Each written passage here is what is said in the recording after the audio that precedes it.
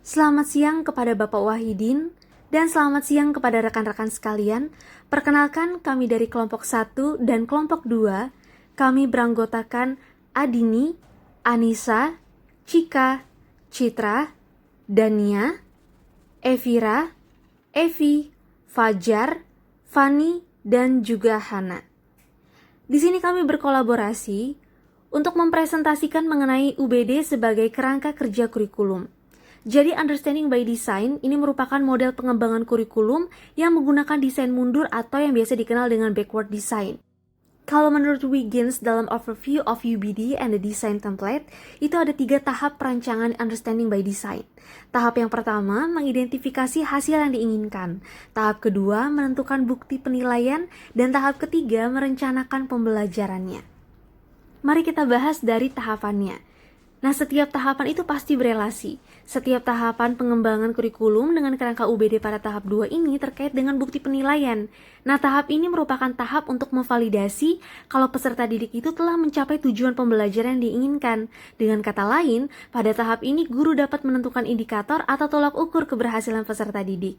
Nah, kerangka UBD pada tahap 2 ini berisi penilaian dan evaluasi pembelajaran yang dibuat berdasarkan tujuan pembelajaran pada tahap yang pertama tadi. Oke, sekarang kita bahas mengenai tahap menentukan bukti penilaian dalam UBD.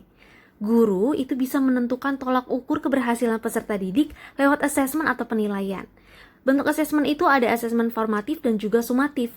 Kalau tujuan dari asesmen formatif untuk melihat seberapa jauh peserta didik telah dapat mencapai tujuan pembelajaran serta memperbaiki kesalahpahaman. Ternyata jenis penilaian otentik yang bisa digunakan itu ada 3. Yang pertama penilaian kinerja, yaitu penilaian yang melibatkan partisipasi peserta didik dengan menyebutkan tugas yang akan mereka gunakan untuk menentukan kriteria penyelesaian. Yang kedua penilaian proyek, ini penilaian tugas yang harus diselesaikan dalam waktu tertentu atau ada deadline-nya nih. Nah, yang ketiga penilaian portofolio, yaitu penilaian yang berkelanjutan. Nah, sedangkan kalau asesmen sumatif itu biasanya berbentuk tes atau ujian yang bersifat final. Tujuan dari asesmen sumatif itu untuk memastikan ketercapaian keseluruhan tujuan pembelajaran.